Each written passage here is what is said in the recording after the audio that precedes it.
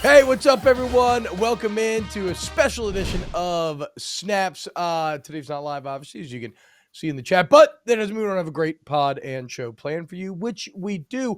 And we'll kind of continue what's been a very Aaron Murray-centric week, as there's a lot of Murray connective tissue right now in the football ether. I mean, you listened to yesterday's episode where we dove into the Philadelphia Bulldogs as the place where Aaron used to play in the NFL continues to draft the players out of the college where Aaron used to play. And today, something similar, how we're going to zero in a little bit more, and we're going to talk quarterbacks from this draft as a whole, as during this draft, Stetson Bennett in the 4th round gets drafted to the Los Angeles Rams. Here in a second, we'll react to that.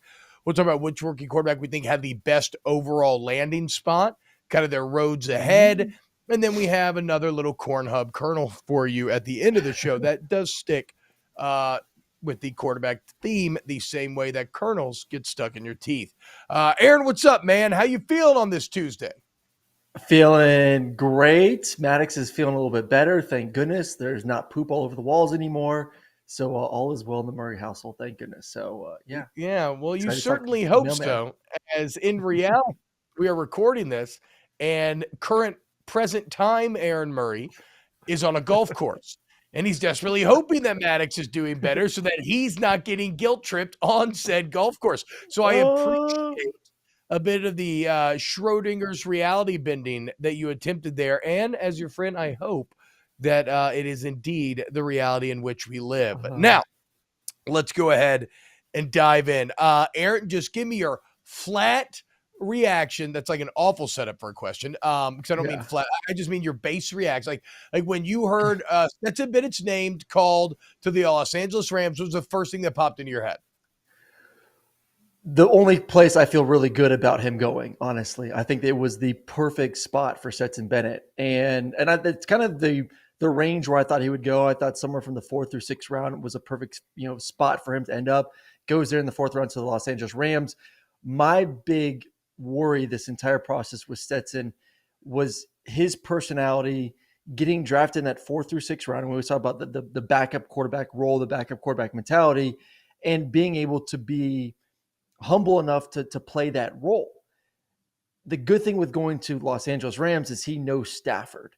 And I don't think there's any kind of bitterness or I want to take your job or F you, old man, let the young buck come in here and be this new starting quarterback for Los Angeles Rams. Like he has that relationship already with Stafford where he's going to be able to come in there and work with him and help him and not feel like I'm trying to compete to take your job. So I think that is where I'm going to. If he went anywhere else, I think there would have been the mentality of I'm going to go out there to try, which makes Stetson great and which I love. I'm going to go out there and try to prove everyone that I could be a starting quarterback in the NFL, which he's still going to do, but I think in a way that is more respectful to the starting quarterback since there's that relationship that's already intact. Well, yeah, I mean they were teammates, right? At Georgia? Yeah, they're teammates. Yeah, that's why. So, I mean, well, who's the old man? Stetson's been there through all of us. You said I'm coming to take your job, old man. I mean, I'm just a little confused as okay. No, look, the best message I saw. Okay, the best message, the best tweet I saw all weekend was, what was it? Los Angeles Rams go with Stetson Bennett to bring in a veteran presence to help mentor Matthew Stafford. There were a ton of them. There was also Aaron Rodgers, now the second oldest active quarterback in the NFL after Stetson Bennett's added to the Los Angeles Rams. Look, the first thing that popped into my head, couple of old washed up champions chopping it up. Okay. Couple old Bulldogs chopping it up. Couple old Bulldogs who we know, and again, this is not me casting stones because I am firmly of this number, who we know like to party a little bit. I've had some public partying type of situations in the past. Look, I think this, I'm with you in that this is probably about as friendly of a landing spot as you could possibly have for all the reasons you just named. We've also seen Sean McVay literally able to stick his hand inside of his quarterback like a marionette puppet and basically just make it work, right? Now, credit to Jared Goff and what Jared Goff has found in Detroit and finding himself, but it was clear when he was in Los Angeles that basically Sean McVay had a controller and was just controlling Jared Goff. So if you're someone like Stetson who wants to learn how to be super successful at quarterback in the NFL level. Well, having Matt Stafford and Sean McVay seems huge. Like you said, there's not a big threat there as well. Here's my question though. I got to see it from the Rams that the Rams I got to see the Rams prove to me that they still care. Because ever since they won that World Series, Aaron Donald's been talking about retiring. McVay was talking about retiring.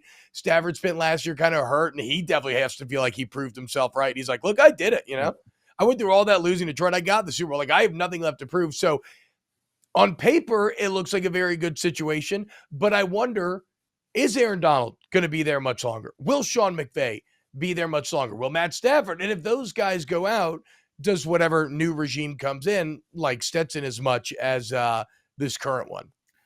Well, that's always a problem. I mean, yes, anytime there's new coaches and new GMs, there's whatever position comes in, there's going to be a cleaning of house, and you kind of hope that there's some sort of equity built into you that you can keep your job. But I think right now he's in a safe spot. McVay is from the state of Georgia, grew up in Atlanta. I don't know. Did you play against McVay at all? In high school? No. But interestingly, as a young lad, I was thinking about transferring from Greater Atlanta Christian School to Marist High School, which is where McVay went. And I went, it was in 8th grade. I went to go watch this Marist scrimmage to get an idea. And I took like the entrance exam to the school and stuff. And lo and behold, Sean McVay was the tiny little white dude running option quarterback out there. So I never played against him, but I unwittingly saw Sean McVay play football. But then, I'm so popular. I ended up winning like Mr. Spartan for my junior high, and I had to stay because all my friends and everything. So I did not end up leaving to go play with McVay, but I was very close. Could have been very close to him. Well, he does have a sensitive spot in his heart for Georgia quarterbacks or Georgia players. Besides me, because he cut me. So I did play for the Rams for all about a month. So he gave you the chance, dude. Give me a chance. He allowed me to do my cross country drive from Los Angeles to Atlanta. Did you pick anything up from McVay in that month? Like, did you get any insight into what he does with quarterbacks and how he's able to make them successful?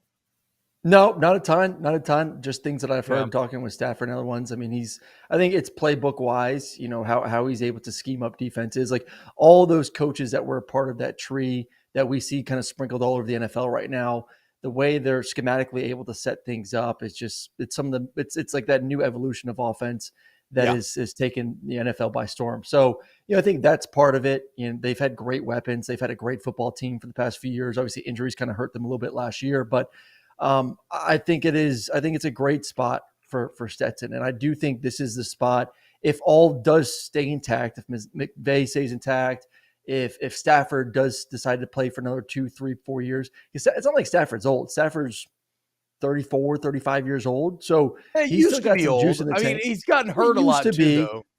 Yeah. But say even if Stafford does play another 3 years, I think that's what you want for Stetson. The only issue is Stetson then would be like, 29 years old? What the fuck are you talking about? You want Stetson to sit an entire rookie contract to get this first start at 30 years old? Yeah, I do. No, I do. Dude. Here's my question. No, Stetson's I feel like you get Stetson because you think if he has to go in as a backup, he won't crap down his leg. Because he has proven that the moment is not going to be too big for him. Like, I don't know that he'll ever have he runs a similar offense of a Stafford, but like you know that if nothing else, if Stafford's going to get hurt, like Stetson probably gives you a pretty good chance of winning here in year one. I would ask you this, Aaron, when you've watched Stetson so much, and then maybe we'll move on after this, but physically, mentally, is he capable of running this offense? What are the biggest hangups to him being able to run, like you said, this new age Sean McVay ahead of the curve sort of scheme? Well, first off, McVay is not afraid of shorter quarterbacks. They had John Wolford on the roster for the past couple of years, and Wolford, former quarterback at Wake Forest, is probably 5'10", 190 pounds. So, Stetson's bigger. Stetson has a bigger arm. So he's not afraid to get a guy that's a little bit undersized, a guy that maybe doesn't have the rocket arm like his starting quarterback and Stafford does. I think the thing that gives me confidence is, one, Stetson is a very skilled quarterback. Stetson does have a really good arm. Stetson is athletic. He can get in outside the pocket. He can do the play action pass, whip his head around, dissect the defense, be able to throw layer concepts. And that's what McVay likes to do a lot. The offense of what he ran at Georgia is going to be terminology may be a little bit different, but the X's and O's and what he's going to be asked to do from a being understand point, play action pass to gun concepts as well is almost identical. I mean, there really isn't a difference. The only thing he's going to have to learn is just new terminology. That's it. And I don't even know how much different the terminology is going to be for him. But I'm saying, when you watch, how many times have you seen Stafford play action pass, 7-step drop, set up in the pocket and throw a deep corner or a deep sail route or hit the flat route or launch a post route? That's all Stetson was doing last year. It's run, play action pass, take a shot down the field. Doesn't have Stafford's arm, but I've said it for months now. Stetson can make every single throw in the playbook. So I think he is plug and play. If he can demonstrate to the coaching staff that I can digest the terminology, that I can make the proper checks from run to run, from run to pass, mic declarations, all that, which he's going to get the reps. They don't have quarterbacks on the roster. So he's about to get a ton of reps in rookie minicamp and OTAs and fall camp. He's going to get tons of preseason reps because they're probably not going to want to play Stafford a ton. He will be ready to be starting quarterback number 2. And he's in a great spot because, if you brought up too, T, Stafford has been injured a lot of his career, and he's been a warrior because he's played through a lot of those injuries, but he is getting older. So you should not be surprised if Stetson maybe is starting at some point during this rookie season. And just like talking it out again, I think people would say the drawback is potential upside, but he probably has one of the highest floors, right? Like, I don't know that I see a world where Stetson just goes in there and looks hapless, hopeless, or overwhelmed. We'll see. Though again, Stetson, like we talked about yesterday's episode with the Philadelphia Bulldogs, I do have to wonder, will we see what I call, that Alabama effect, where the whole is greater than the sum of its parts, and when you get them on an equal playing field, who sinks, who swims? But, obviously we can only see that in time. I will say this, if he does make it in LA and becomes a starter and does well and then ends up like being the guy, how is there a funnier quarterback to city combination in this draft than Stetson Bennett IV becoming a Hollywood superstar? That would be maybe like Anthony Richardson in Indianapolis would be even funny. Like Anthony Richardson doing like commercials for like cowboy boots and shit. But who knows? Maybe we'll see a second revival of the urban cowboy. People walking around wearing Stetsons for Stetson. Only time will tell. I got a question. Does as a Bulldog fan, Aaron, does Florida have bragging rights over y'all since Anthony Richardson got drafted so much higher than Stetson Bennett? Yeah, 100%. 100%. Right? I mean, they've only about to lose again this year and watch their rivals dominate the SEC and the ACC. But they got to have something. We got to give them something, T-Bob. We can't have them trying to walk away from this rivalry because they get scared because Georgia's been kind of running away from it. I don't want to hear Florida fans saying, hey, we don't want Georgia as one of our main rivals when we expand and kind of change up what the scheduling looks like. So we got to throw them a bone every now and then. Are they saying that? Is that out there in the universe? Or Florida fans? Okay, I was about to say, get the hell out of here. I know they had. All right, well, let's get into rookie quarterbacks then. Obviously, you had Bryce Young going 1 overall, landing in Carolina. CJ Stroud 2 overall, going to Houston. Anthony Richardson at 4. Will Levis ends up going right at the beginning of round 2 to Tennessee. We talk about Stetson to Los Angeles. Where did Hendon end up going? I forgot to write that one down. With pick number 68. Okay, so let's look at those guys then. Who do we think? Well, 2 questions. First, who will be the best out of that bunch? Out of the second tier, or are you talking about the entire? Well, no, actually, you know what? No. Here's how I want to do it, because I think these questions are actually intertwined. Who will be best, but maybe because who do you think landed in the best environment, right? Because we said, I love the fit of Stetson in LA with the context of Stafford and McVay. I think we talked about it before the draft, but anybody going to Carolina was going to feel like you're in a pretty good spot. You got Frank Reich there, offensive mind, guys who is good at training up quarterbacks. Obviously, last year you went 7-10 and you didn't really like your roster. You put up a lot of investment in that roster. You improved the offensive weapons significantly. Use your draft capital in a nice way. You feel like that's a pretty good spot. Indianapolis, great offensive line. Steichen has been a quarterback wizard as of recent. They get the freaking Richardson. I got to say, it's kind of weird, Aaron, when I answer this question, We can argue about which of all these good spots are best, because even like Tennessee and Levis, that's a very not Levis going to have to That's my compete his number one ass off, spot. but that's a winning team. But Yep. like all these are pretty good. I feel for CJ Stroud.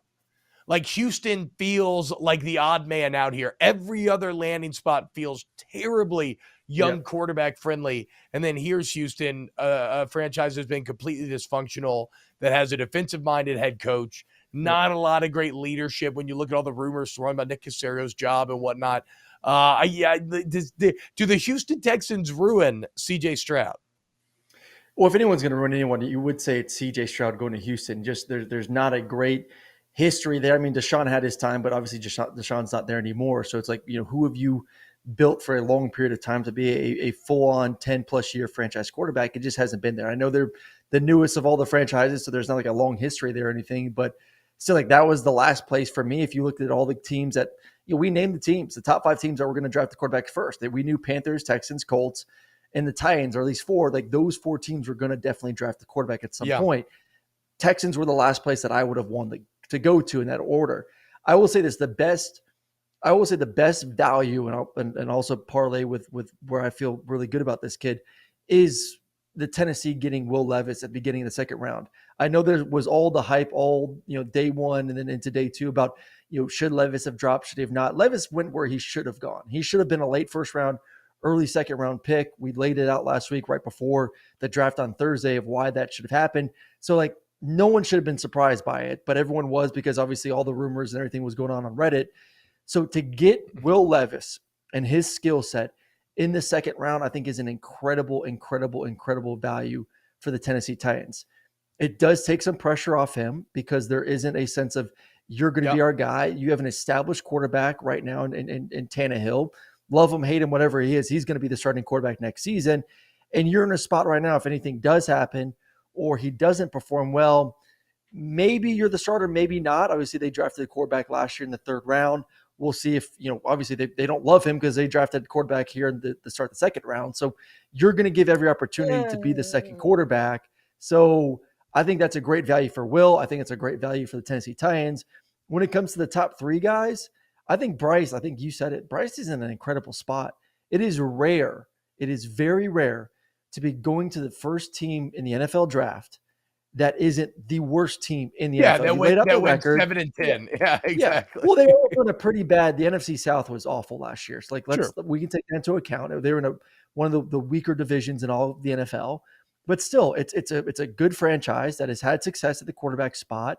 You're with a very quarterback-friendly offense and offensive staff, and they did go out there and get some weapons to put around you. So I think he's in a great spot to day one be the starter, go out there, have success. I think Anthony's in a good spot where it's a good franchise. You do have a quarterback coach that is, or a head coach that is mentored a quarterback that is built very similar to you with a lot of similar skill sets. A lot of people are saying, what I'll say too, that he's, the an even better potential version of that, which is very exciting for everyone. But I just feel like he may be thrust into a position to have to start year one because of the depth of the quarterback position at Indianapolis, where that is my only worry. I want it for him because I want him to play and I want him to make mistakes, but I'm also worried of what the fan reaction is going to be if he does play year one and he doesn't have success. What do they say and how that affects him? But you can appreciate a bit of the irony here, though, right? Because the conversation surrounding Anthony Richardson, he hasn't played enough. I want him to play more, but I don't want him to play more yet. Like maybe play more later on. Like fuck no, dude. It's time to get your nose bloody. Here. Yes, exactly. That's what I was about to bring up. The very famous Peyton Manning 3-13. Those like 7,000 interceptions, and that's not to say that somebody is going to be Peyton Manning, but they believed Manning was a Hall of Fame unicorn type of guy. He's going to be the guy. Throw him in the fire, let him take his punches, bloody up his nose, learn those. Josh Allen had the same thing happen to him early on in his career. Like, yes, it's time to stop trying to stop Anthony Richardson from playing football. Like, unless he physically is and mentally is incapable of going out there and just like running an offense and just like having to actually function, which we have no reason to believe. Like we have no really all the mental testing, the meetings, everything physically, we all know like he should be fine in that regard. As we talk about, Yeah. you can also just make up packages for him. Look at Justin Fields. Justin Fields didn't throw the ball at all last year. He still had a pretty frisky Yep. years in some ways, right? No, I want Anthony Richardson playing from the Colts from day one. Maybe it's Yes. Gardner Minshew for a couple of weeks, but ideally you Mhm. just throw Richardson into the fire. And then, like you I said, agree. I think you draft Bryce Young fully with the expectation that he's going to be your day one starter. And it's Yes. not even necessarily fair to Bryce, but it's how Bryce has carried himself. He's always just been super Yep. ahead of the curve. I want to go back to Levis for a minute because is it really a commentary on Malik Willis that they drafted Levis, or is it like, we're not fully, maybe, we just don't think like Willis is for sure a surefire franchise guy. And here we have the guy that everybody said was the fourth best quarterback. And all of a sudden he's sitting here in round 2 and we can easily go get him. Like it does represent such great value. I'm not saying they're not linked at all, Yep. because if you just were head over heels with Willis, like I guess Atlanta seems to be with Desmond Ridder, then maybe you don't touch him. But it almost feels like you're forced to take Levis with where he was currently sitting in the draft. Yeah. I will say this with Mike Vrabel, this is how usually the NFL goes, and I have to look into this a little bit more. This just came to my mind as we're talking about this, so maybe I'll give you a better update tomorrow. But usually, how it goes is offensive-minded head coaches like to have 3 quarterbacks on the roster. They do. They just like quarterbacks. So they're used to having more minds in the meeting room. Defensive coaches Got to would have rather Tom use a Savage in slot. there. I feel like Tom Savage Yeah. was on like Yes. 7,000 different Tom's my boy. teams. Hell yeah. And defensive-minded head coaches would rather use that third quarterback spot for someone else, whether it's a special team guy or defensive guy. Just it's how the rosters are broken up. So that's like, if you're a backup quarterback that's kind of fighting, you try to go to a place that is an offensive-minded head coach to give yourself a better chance to make the roster. Mike Vrabel's a defensive guy. Probably wants to only have 2 quarterbacks on the roster. So that to me gives me the feeling of, I'm drafting him because I want him to be my number 2. And, maybe we cut Malik, put Malik on practice squad or someone else picks him up. So there's 2 things to that. One, obviously they were hurt a lot by injuries last year, so they needed quarterback. So maybe he is a little bit worried of the injury bug, and that's why he is getting a third one. But like I said, generally defensive-minded head coaches just want 2. They don't think there's any need for a third head coach. I'm not going to waste a roster spot for a guy that doesn't even dress out. Let's not forget, you're not going to dress out 3 quarterbacks. No. You're only dressing out 2. Yeah. So are you drafting a kid in the second round to not dress him out on Sundays? Probably not. Well, okay, so he said Vrabel did that Tannehill will be the starter and that entering camp, Yep. Malik Willis would be the primary backup, obviously, right? That's what you say at the time, just because you Yep. want to, give credit to those who have already been on the roster. I wonder, though, how committed are you to Will Levis, being that he's a second and not a first-round pick? I mean, we're talking about a second versus a third in Levis and Willis. Oh, yeah. Is this a legitimate competition where if Willis objectively performs better, he wins that job? Or does Levis have the thumb put on the scale for him because he was a slightly higher pick? No. It's best man will win. Best man will be the backup quarterback to Ryan Tannehill. I don't think he's in trouble of getting cut. I think then at that point you are going to have to keep 3 quarterbacks on the roster because you're not going to obviously release Will Levis and have someone else scoop him up. Like you put some capital into him. But if Malik is just head and shoulders better than Will Levis, and he was a 3rd-round pick last year, yeah, you're going to make him the backup. And you're going to have, like I said, you had issues last year with injuries at the quarterback position. You have a third quarterback who obviously doesn't dress out on Sundays. But if something does happen to Tannehill or Tannehill does play bad, maybe you give Malik another opportunity. You move Will up. It's like there is some flexibility there. But I still believe as of today, I know they're saying Malik is going to get the starting spot at the number 2.